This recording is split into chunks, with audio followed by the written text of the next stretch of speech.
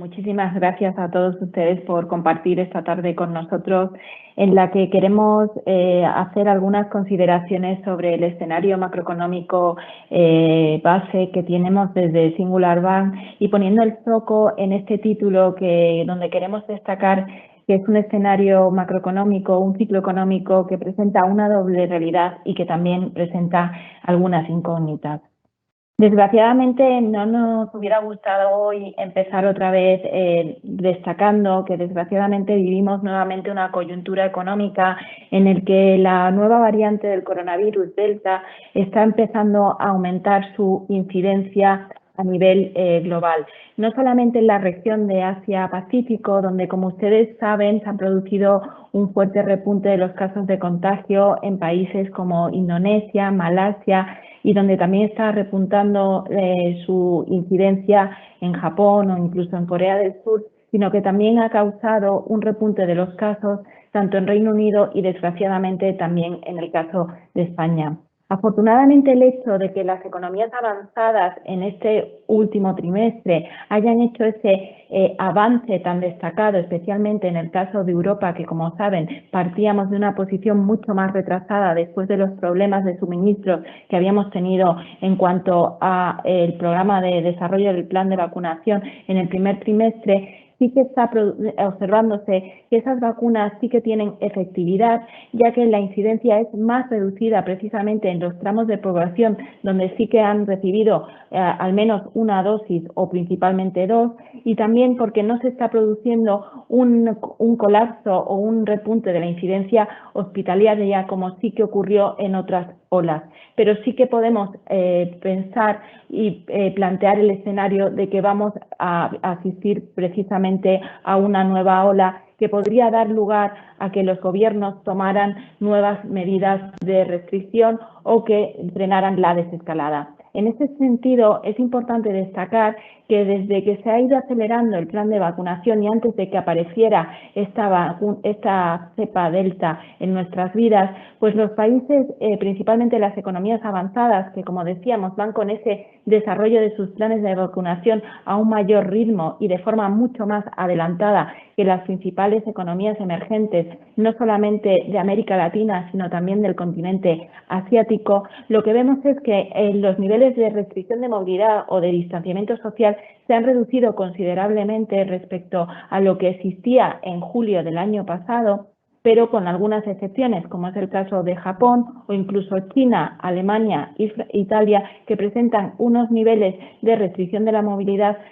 superiores a los que había el verano pasado. En cualquier caso, estas medidas de restricción de la movilidad se han suavizado bastante respecto a lo que hemos vivido durante el primer y el segundo trimestre de este año, y eso ha permitido en las economías avanzadas un repunte significativo de la movilidad en todas las áreas, pero especialmente en las áreas relacionadas con el ocio y el comercio minorista, que son precisamente dos de las actividades que más se han visto afectadas precisamente por esos controles y esas medidas que se han adoptado para ir frenando las distintas olas de la pandemia. Sin embargo, como pueden ver en este gráfico, donde sí que se mantienen en niveles muy elevados las restricciones de movilidad es en China, precisamente ante el repunte que se ha vivido de casos en la provincia de Guangdong, pero también porque está aumentando, como les comentaba, muchísimo la incidencia precisamente en la región de Asia-Pacífico. Con lo cual vamos a un escenario en el que, si bien se están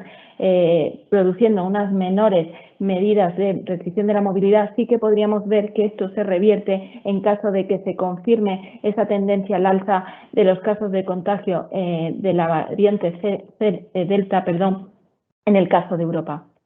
Dicho esto, lo que sí que estamos viviendo ya es este nuevo ciclo económico en el que tenemos claro tres tendencias. La primera es que la eurozona inicia por fin esa recuperación económica tan ansiada tras la doble recesión sufrida en el primer trimestre de este año, donde sufrimos una nueva contracción del PIB. Si bien es importante destacar que esta ha sido menor de la que se esperaba, porque se ha producido una adaptación de parte del tejido productivo y social a las medidas de restricción de la movilidad, y también apoyado afortunadamente en esas políticas fiscales, de estímulo fiscal, de ayudas directas a los sectores más afectados y también porque se ha ido produciendo progresivamente el desarrollo de los planes de vacunación. La segunda tendencia que se está observando con los datos macroeconómicos que estamos conociendo, tanto adelantados como en tiempo real, es que Estados Unidos sí que previsiblemente va a vivir un boom económico en este tercer trimestre del año, coincidiendo con el periodo estival. Y que por otro lado, y la última tendencia que queríamos destacar esta tarde, es que sí que se está observando una desaceleración del ritmo de crecimiento económico de China, que como ustedes saben es la única economía de las grandes economías a nivel global que no ha sufrido una contracción de su PIB en el 2020. Dicho esto, lo que nos están diciendo los principales indicadores, ¿por qué afirmamos que se ha iniciado ya en Europa esa ansiada recuperación económica tras esa doble recesión que hemos sufrido? No solamente lo tenemos en esos datos de movilidad que compartíamos, sino también en los indicadores de gasto con tarjeta o también en cómo está evolucionando positivamente tanto los indicadores de confianza económica, empresariales y de los consumidores desde el mes de marzo. Si bien es cierto que lo que se está observando es que aquí lo que nos están diciendo estos indicadores es que esta recuperación económica sigue mostrando un ritmo divergente en el que España muestra una recuperación más retrasada y, como pueden ver en el gráfico, fue la única entre las grandes economías avanzadas de las principales economías de la eurozona en el que en junio la confianza de los consumidores españoles volvió a retroceder, marcado también por un contexto en el que existen grandes incertidumbres sobre por dónde va a ir los cambios en aspectos tan relevantes como es la regulación del mercado laboral o también el sistema de pensiones. Y todo esto en un contexto en el que, como ven, esas reaperturas económicas y suavización de las medidas de restricción de la movilidad están apoyando el crecimiento económico del sector servicio que, como ven ustedes en el gráfico, es uno de los que más afectados y cuya confianza estaba lastrada precisamente por esas restricciones de la movilidad. Si bien es verdad que en julio va a ser determinante cómo evolucionan precisamente estos indicadores, que podrían precisamente revertir esta tendencia al alza, dado no solamente la incertidumbre que genera esta nueva repunte de los casos de contagio a nivel emocional en el sentimiento de los consumidores, sino también porque ya hay países que están anunciando, en el caso del sector turístico, pues que sus ciudadanos no retrasen sus viajes a países como España y Portugal, lo cual tendría implicaciones negativas para el sector servicio español o portugués y podría dar lugar a una recuperación del turismo más retrasada de lo que se proyectaba inicialmente. Dicho eso, en el mercado laboral estadounidense nos está confirmando ese boom económico esperado en este tercer trimestre del año para luego dar lugar a una senda de recrecimiento económico más moderado en el cuarto trimestre del año en el caso de la economía estadounidense, donde este repunte del crecimiento económico ha estado fuertemente apoyado por esos estímulos fiscales que se han ido aprobando a lo largo de esta crisis de la pandemia del COVID-19. El último más que hay que destacar es precisamente el que adoptó la administración Biden de 1,9 billones de dólares en marzo, y lo que ha permitido es que esa relajación de las medidas de restricción de movilidad, la menor incidencia de los casos diarios de contagio y también la progresiva reapertura y relajación de las medidas de distanciamiento social han producido que en el mes de junio se hayan generado 850.000 nuevos puestos de trabajo, que representa un incremento de casi el 46% respecto al mes de mayo, y en el que la mayoría de ellos, el 75,5%, se concentra precisamente en el sector servicio, precisamente ese sector que, como comentábamos, es el que está más afectado por esta crisis de la pandemia del COVID-19. En cualquier caso, esta recuperación, aceleración del crecimiento económico sigue mostrando debilidades en el mercado laboral. Una de ellas es que, desgraciadamente, la tasa de paro revertió esa tendencia a la baja tras retroceder hasta el 5,8% en el mes de mayo y volvió a repuntar a un 5,9% en junio, explicado porque se está produciendo un estancamiento de la población activa, ya que sí que se observa en Estados Unidos la falta de oferta de trabajo, dado por una combinación de factores como podría ser el miedo a contagiarse, el hecho de que se mantienen esas ayudas de prestación de desempleo excepcionales hasta el mes de septiembre, o el hecho de que muchos de los trabajadores de Estados Unidos han tenido que mantenerse al cuidado de sus hijos ante el cierre ya se ha mantenido en los colegios. De esta forma, no solamente ha repuntado ligeramente el paro en Estados Unidos en el mes de junio, sino que también hemos observado que vuelve a repuntar el paro de larga duración, es decir, el número de personas desempleadas más de 27 semanas, y todo esto en un contexto en el que todavía se ha producido en Estados Unidos la pérdida de casi 7 millones de puestos de trabajo desde que se inició esta crisis global del coronavirus, lo cual podría determinar la decisión no solamente cómo evoluciona la inflación en los próximos meses, sino también cómo evoluciona el propio mercado laboral en Estados Unidos. Podría ser clave para la decisión que tome la Fed en la convención anual de autoridades monetarias de Jackson Hole en agosto sobre si se inicia esa reducción del ritmo de compra de activos mensuales puesta en marcha a raíz de la pandemia. Del mismo modo que los indicadores PMI que nos anticipan cuáles son las expectativas del sector manufacturero y servicio, también nos están indicando esa aceleración del ritmo de crecimiento de la economía estadounidense, pero también el que se afianza la recuperación económica en la eurozona. Y sin embargo, lo que nos está confirmando es que se está produciendo una desaceleración del crecimiento económico en China, porque como ustedes pueden ver en estos gráficos, se han moderado los PMI manufactureros, explicado ante el repunte de los costes de producción, pero también la caída de pedidos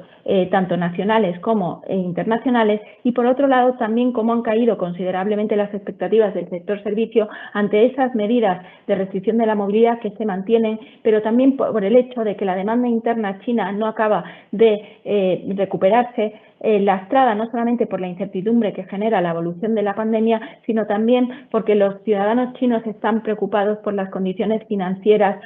futuras en un entorno no solamente en el que no se desconoce cuál va a ser la evolución del mercado laboral ante este repunte de los costes de producción que se están produciendo, pero también por ese impulso que podría darse por parte de economías avanzadas de buscar una mayor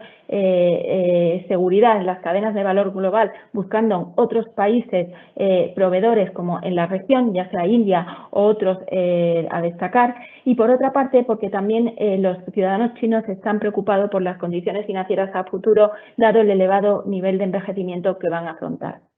Dicho esto, nos gustaría centrarnos en cuál es el escenario macroeconómico que proyectan los organismos internacionales. Y sí que hay un consenso en el que este año vamos a vivir la mayor recuperación económica en 80 años tras una recesión económica a nivel global. Es decir, vamos a la recuperación económica más dinámica que se haya producido desde la Segunda Guerra Mundial a nivel global tras una crisis de carácter global y de forma sincronizada. Dicho esto, las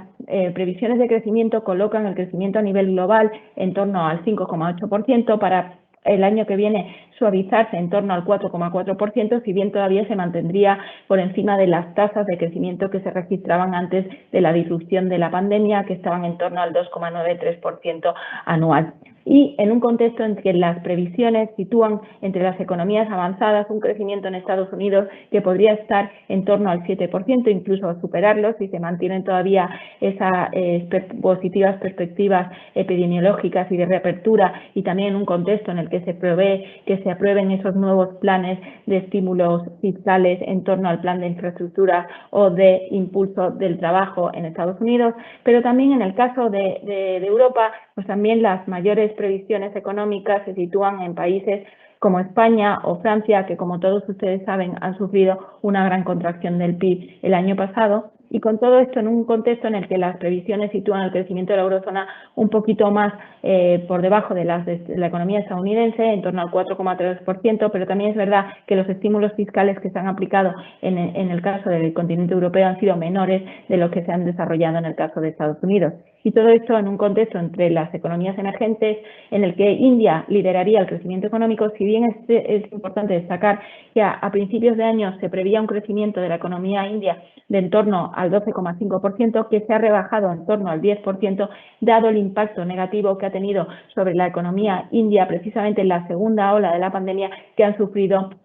en este segundo trimestre del año y que ha obligado al Gobierno a adoptar un nuevo confinamiento global. Si bien es cierto que en la India no se ha desarrollado el plan de vacunación a la escala que se está desarrollando en las economías avanzadas, y donde en China el crecimiento económico se situaría este año en torno al 8,5% para luego moderarse en torno al 5,8% el año que viene, un poco por debajo de los registros que registraba antes de la crisis del COVID-19. En este contexto es importante destacar que aunque vayamos a esa recuperación económica la más dinámica en 80 años, esto es una recesión global que se explica por tres principales factores. El primero es el tono expansivo de la política económica, especialmente la política fiscal, donde los gobiernos a nivel global han adoptado estímulos fiscales por valor del 20% del PIB mundial, especialmente siendo más destacables en el caso de las economías avanzadas. El segundo factor que explica esta recuperación económica es el hecho de que hay una parte efectivamente de nuestro tejido productivo que sí que se ha adaptado a esas restricciones de la movilidad gracias a la tecnología, y el último factor que ha sido un catalizador claramente ha sido que se han desarrollado unas vacunas eficaces contra el COVID-19 en un tiempo absolutamente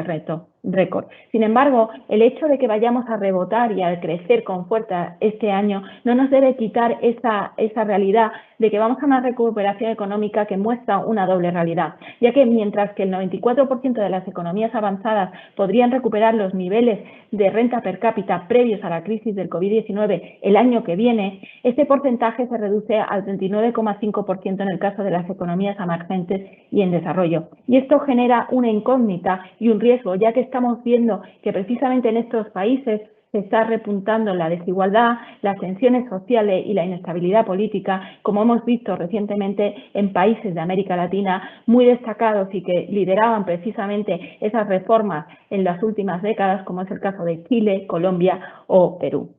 Dicho esto,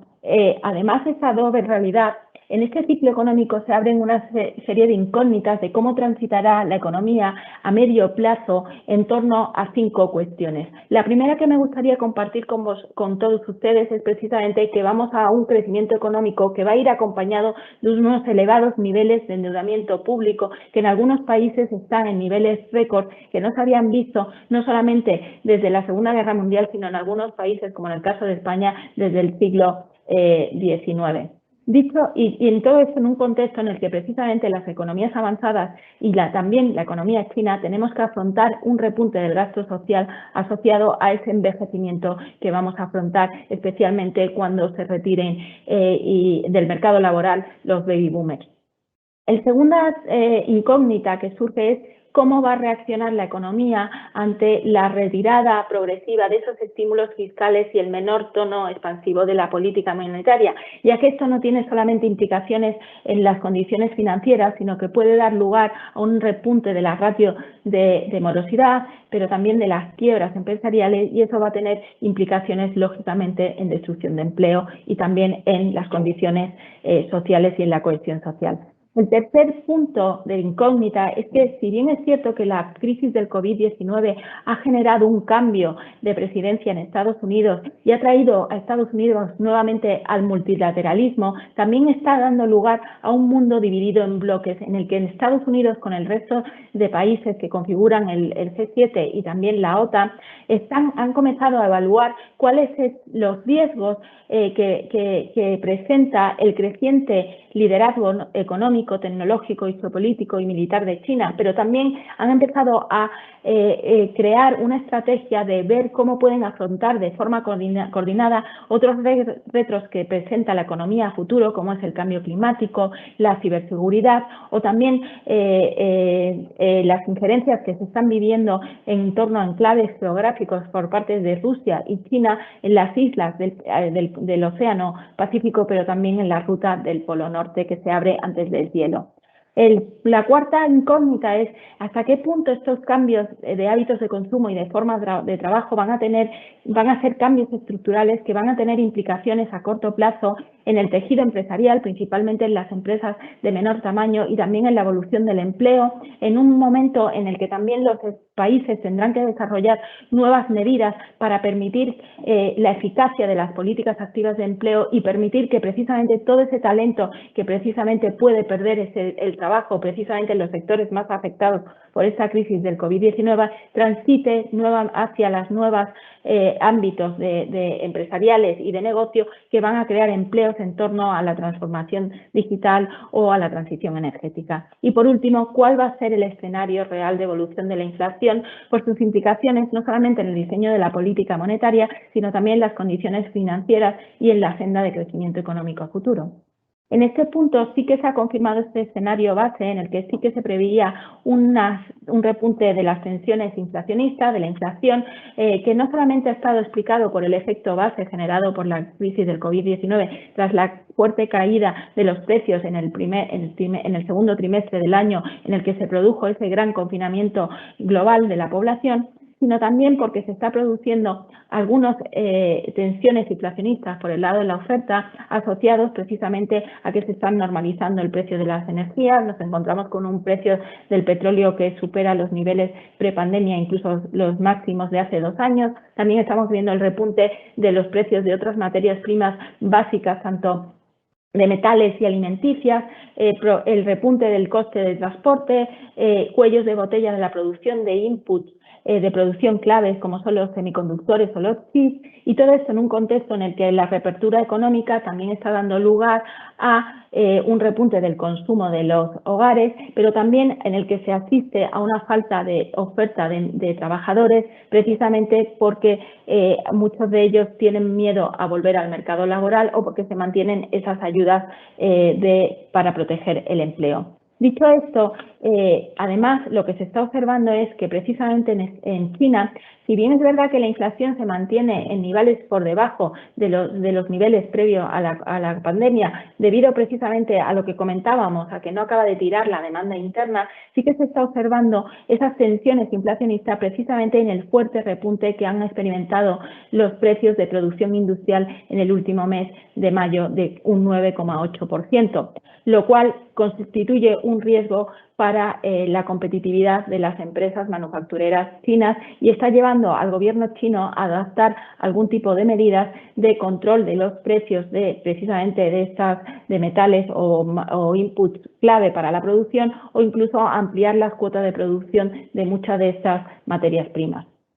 Dicho lo cual, siempre nos gusta desde Singular Bank hacer una perspectiva de qué pasa a lo largo de la historia tras una crisis económica con la inflación. Y cuando vemos precisamente qué ha pasado desde 1975 con la evolución de la inflación tras ese periodo de recesión económica a nivel global, lo que observamos es que los niveles de precio 3 años después de esa recesión económica tienden a situarse en niveles similares a los que tenían o incluso por debajo de los que había antes de que se produjera esa crisis económica a nivel global, con lo cual deberíamos de ir a un escenario parecido de aquí a medio plazo tras la crisis del COVID-19. En cualquier caso, es verdad que a corto plazo la inflación va a seguir muy afectada no solamente por el efecto base, sino por esos efectos que hemos comentado en torno a la normalización del precio de la energía, el encarecimiento de esas materias primas, esos problemas que se están dando en las cadenas de valor, pero también en los costes de transporte. Pero a medio plazo será clave ver qué ocurre precisamente con alguno de esos factores, es decir, si se siguen persistiendo esos cuellos de botella en los canales de producción, o si el impacto de la pandemia es superior y produce una fuerte destrucción del tejido empresarial, lo cual podría generar tensiones inflacionistas, o si vamos efectivamente a una recuperación del empleo más acelerada de lo proyectado, que provoca también presiones inflacionistas, o que se produce un aumento de la presión fiscal o de los costes de producción que finalmente las empresas tienen que trasladar precisamente a los consumidores finales. Y todo esto en un contexto en el que va a ser clave no solamente saber cuál va a ser el coste de la transición energética, ya que hay estudios que nos dicen que esta transición energética hacia energías renovables podría dar lugar a un aumento de los costes que se trasladarían a los consumidores finales de en torno al 1 al 4% en los próximos años. Y todo esto en un contexto en el que no debemos olvidar que ya la inflación estaba afectada por tensiones que la modulaban a la baja que tenemos que seguir monitorizando de aquí a los próximos 5 años cómo es el impacto del envejecimiento de la población, cómo sigue evolucionando la globalización, el impacto que tiene sobre los costes de producción positivos la digitalización, pero también hasta qué punto vamos a perder renta disponible si se produce un aumento de la presión fiscal, porque no podemos olvidar que previsiblemente en torno al año 2023, en el caso de la eurozona y de la Unión Europea, se recuperarán esas normas fiscales del Pacto de Estabilidad y Crecimiento que exigen reducir los niveles de endeudamiento en torno al 60% del PIB y el déficit público en torno al 3% del PIB. Y todo esto también condicionado a qué ritmo van a crecer los salarios, es decir, si los salarios van a seguir creciendo a tasas inferiores a las del PIB, como ocurría antes de la crisis del COVID-19. Y todo esto en un contexto que, a pesar de estas incógnitas, nos gustaría resaltar que la crisis del COVID-19 también ha sido un catalizador y ha dado lugar a un consenso por parte de las autoridades monetarias para actuar de forma coordinada y con mucha rapidez y evitar otros errores que se hicieron en la crisis financiera global del año 2008, porque nos encontramos ante una crisis que es causada por una causa exógena y no sabemos cuál es su plazo de duración ni hasta qué momento vamos a poder lograr la ansiada control de esta pandemia, no solamente en nuestros países y en nuestro entorno geográfico, sino también a nivel global. Dicho esto, esta crisis global del COVID-19 ha dado lugar a que desde Europa consigamos crear este fondo de recuperación Next Generation de la Unión Europea, dotado con más de 800.000 millones de euros, que si se unen a ese presupuesto de largo plazo a 2027 de la Unión Europea, representan una financiación total de 2 billones de euros y que van a ser clave para la recuperación económica. De hecho, ese plan de recuperación se crea en torno a 6 ejes prioritarios, en torno a la investigación, a la transición climática, hacia la modernización de políticas tradicionales, hacia la lucha del cambio climático, pero también hacia la preparación y la recuperación y resiliencia del tejido productivo y también de nuestros sistemas sanitarios. Un plan de recuperación que es clave, como les decía, donde el 90% de los fondos se destinan a este plan de recuperación y resiliencia económica, en el cual las ayudas se van a distribuir entre ayudas directas no responsables y créditos en las que en cualquier caso ningún país va a poder solicitar créditos que superen el 6,8% de su renta nacional de 2019 y que tienen que, como todos ustedes saben, presentar esos planes de recuperación a la Comisión Europea para su aprobación. Ya se ha empezado a aprobar progresivamente esos planes, ya se ha ocurrido con el plan español, con el plan italiano, y que los fondos se distribuirán de la siguiente forma. El 70% de esos fondos lo vamos a recibir entre 2021 y 2022, siendo la cuantía que España a nivel total va a recibir de 69.500 y el 30% restante lo recibiremos a partir de 2023, una vez que se tenga una evaluación final de cuál ha sido realmente la contracción del PIB de la economía española en el año 2020, pero también cuál es la pérdida acumulada que ha generado esta pandemia y cuál va a ser también el grado de recuperación económica que estamos abordando. En cualquier caso, estos planes de recuperación económica, la mayor parte de ellos han puesto el foco en la digitalización y en la transición energética. Especialmente en el caso de Alemania, debemos de resaltar que el gobierno alemán ha puesto mayor protagonismo a la digitalización y a la innovación frente a las políticas medioambientales, algo que contrasta con Italia, Francia y España, donde sí que tiene más peso precisamente la transición energética. Y cuando analizamos precisamente el vector de transición energética, vemos que ganan unas temáticas peso sobre otras, como es el caso del desarrollo de infraestructuras medioambientales y de movilidad, el desarrollo de energías renovables y todo lo que está relacionando con la mayor eficacia energética de los edificios. Esto es especialmente en el caso de Alemania, pero en el caso de España, Francia e Italia también se analizan o se destinan fondos a crear también una agricultura y un medio rural con una economía circular y también a buscar una mayor cohesión entre el desarrollo rural y urbano y evitar esa tendencia que se observa en nuestro país de la España vacía. Dicho esto, estas medidas y estos fondos de recuperación que necesitan que claramente que tengan un diseño eficaz y que sean un éxito basado en esa colaboración público-privada, también, gracias a Dios, van a ir acompañadas de unas reformas estructurales en torno a áreas que son claves para apoyar el crecimiento potencial a futuro, como es unas reformas en la administración pública, en la fiscalidad, en el ámbito de la justicia, en la educación y en el mercado laboral, para garantizar que Europa gana competitividad, que se convierte en un eje económico clave y